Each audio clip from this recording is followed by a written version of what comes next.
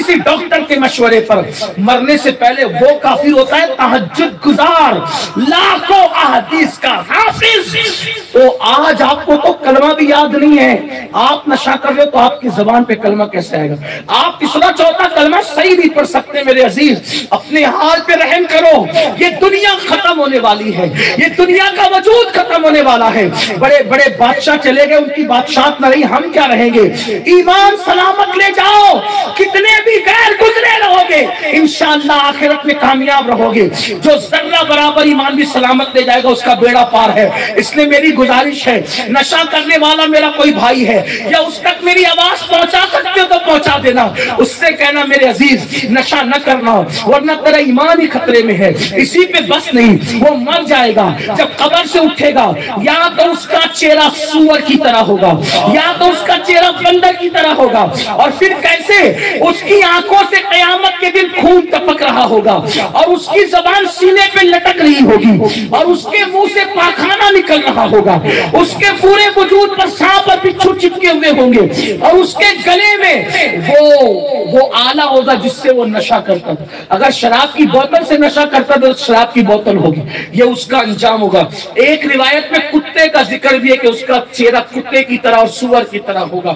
اللہ اکبر۔ مسلمانوں سوچو، اور لوگوں سے کہا جائے گا یہ وہ ہے جو دنیا میں نشہ کرتا تھا۔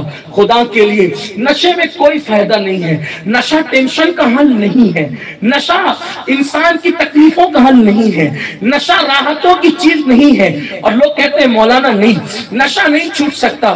میں نے کہا جب ماں کا لذیذ دودھ چھوٹ سکتا ہے، اگر انسان چھوڑنا چاہے تو نشے کے کڑوے گھونٹ کیوں نہیں چھوٹ سکتے؟ آپ دل پہ لے لیجیے، چھوڑ سکتے ہو۔ دنیا میں ماں کے دودھ سے زیادہ لذیذ اور طاقتور چیز کوئی نہیں ہے۔ اسی لیے تو آپ دیکھیں دنیا میں آپ جو بھی غذا کھاتے ہیں اس کے ساتھ اور بھی چیز لیتے ہیں، اور بھی چیز، گوشت کھا رہے تو روٹی ساتھ لے رہے ہیں، پانی لے رہے ہیں، یہ لے رہے ہیں، وہ لے رہے ہیں۔ لیکن جب انسان ماں کا دودھ پیتا ہے تو صرف ماں کا دودھ، اس کا ایک دودھ ہر غذا کے لیے، ہر وٹامن کے لیے کافی ہوتا ہے۔ تو ماں کے دودھ سے بڑی کوئی چیز نہیں۔ لیکن اگر اس کو چھوڑنا چاہے تو چھوڑا کہ نہیں چھوڑا؟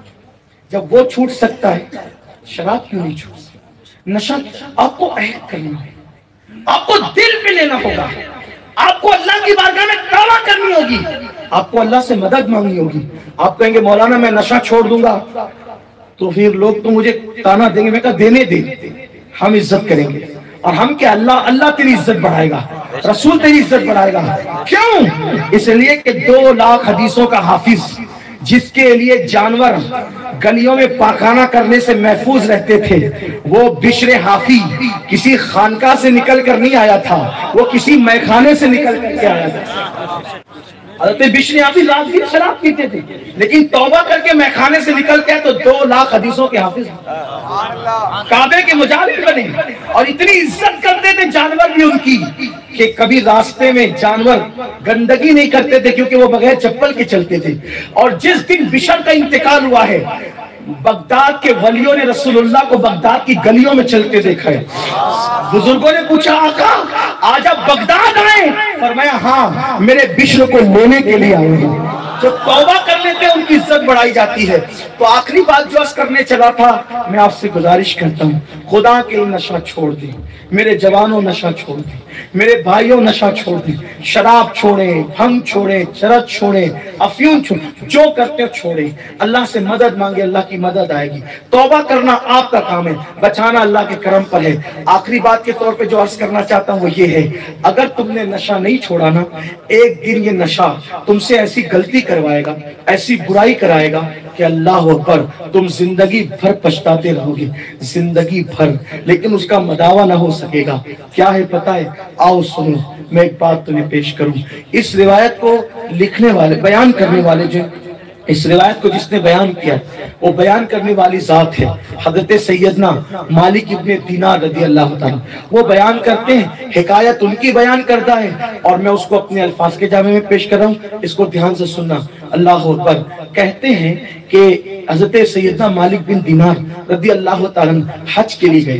چونکہ یہ بہت قریب کے تابعین یا تبع تابعین کے دور کے بزرگ ہیں حضرت مالک بن دینار رضی اللہ تعالیٰ. یعنی حضور نے ابھی پردہ فرمانے کو ایک صدی نہ گزری تھی تب مالک بن دینار پیدا ہو چکے تھے. حضور کی صدی کے بزرگ ہیں، یہ سمجھ لیں اتنے قریبی ہیں.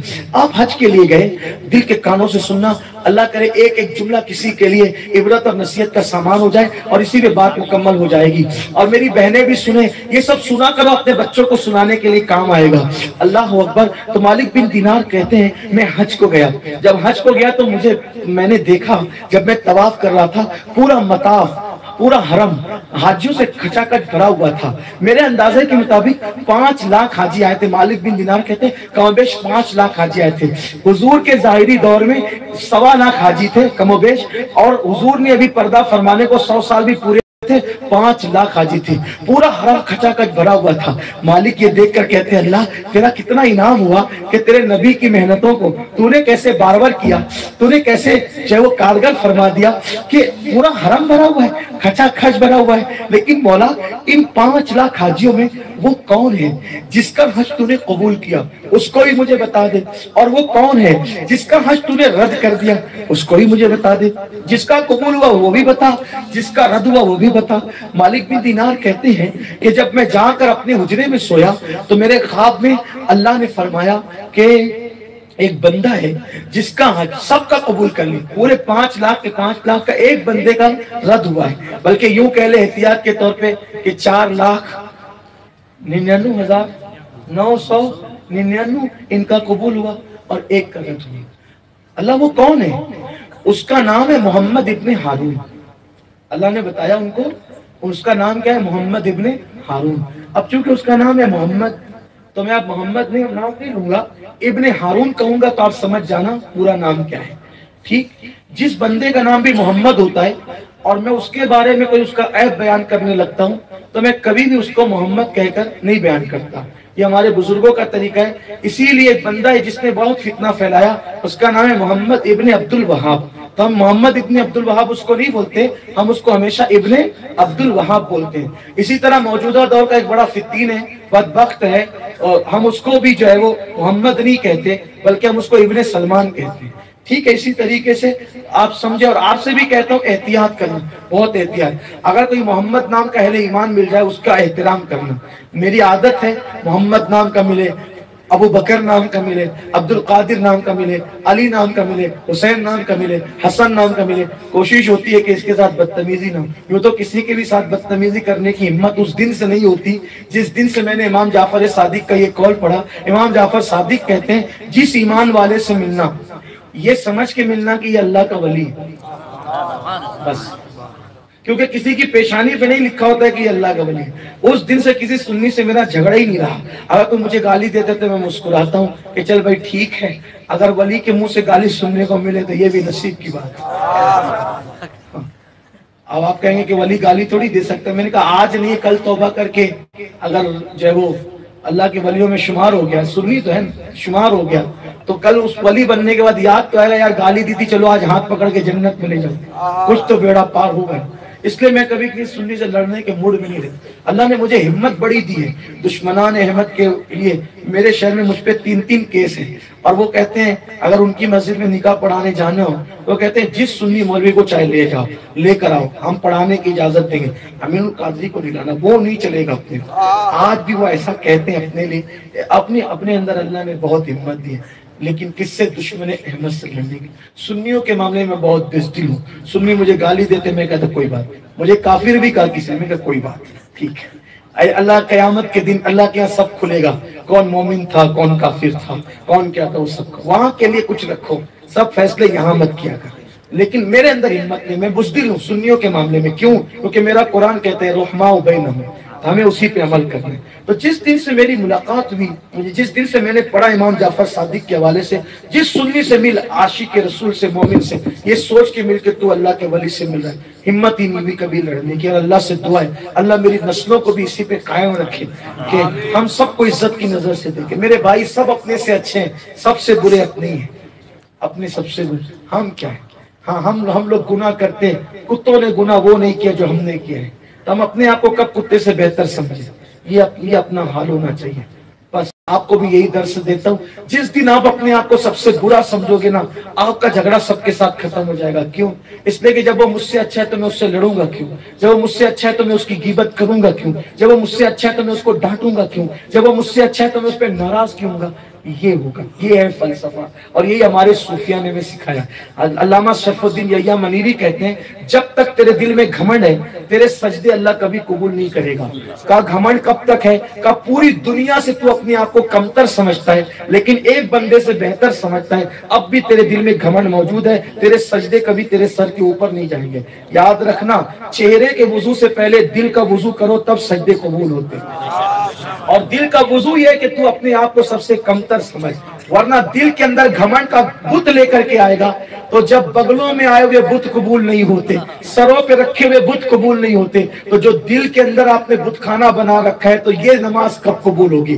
اپنے دلوں سے ذرا بتوں کو پاک کرو. محمود غزنوی کی طرح بت شکن بننا آسان ہے لیکن دلوں کے بت توڑنا یہ سب کے بس کی بات نہیں ہے. یہ تو ابو الحسن خرقانی کا کام ہے, یہ تو بایزید بستانی کا کام ہے, یہ تو معین الدین اجمیری کا کام ہے, یہ تو غوث اعظم عبد القادر جیلانی کا کام ہے. زمین کے بت شکن بننا آسان ہے, دلوں کے بت شکن بننا مشکل ہے. جو زمین کے بت شکن بنتے ہیں انہیں دنیا محمود غزنوی کہتی ہے, جو دلوں کے بتوں کو پاش پاش کرتے ہیں لوگ ان کو عبد القادر جیلانی کہتے ہیں. زمین کے بتوں کو پاش کرنے والا اور دلوں کے بتوں کو پاش کرنے والے میں فرق یہ ہے, زمین کے بتوں کو پاش کرنے والا ابو الحسن خرقانی کے پاس ہاتھ جوڑ کر نظر آتا ہے, ابو الحسن خرقانی کبھی محمود کے دروازے پہ نظر نہیں آتے. یہی فرق ہے. بہرحال وہ بھی بڑا کام ہے, یہ بھی بڑا کام ہے, لیکن سب سے بڑا کام یہ ہے دشمن کو تلوار سے اڑا دینا چھوٹی بات ہے, بڑی بات نہیں ہے, لیکن اپنے نفس کو کاٹ دینا, اس کے ساتھ لڑنا, یہ بڑا جہاد ہے. اس لیے میں آپ سے کہتا ہوں اپنے نفس کا بھی خیال کریں. پھر بات دور نکلی مجبوری کے طور پہ, چونکہ عادت بگڑ گئی ہے, تھوڑا اسٹاف کے ساتھ اسٹاف کرتے کہ جو چلتے ہیں, اسٹاف لیتے ہوئے چلتے ہیں.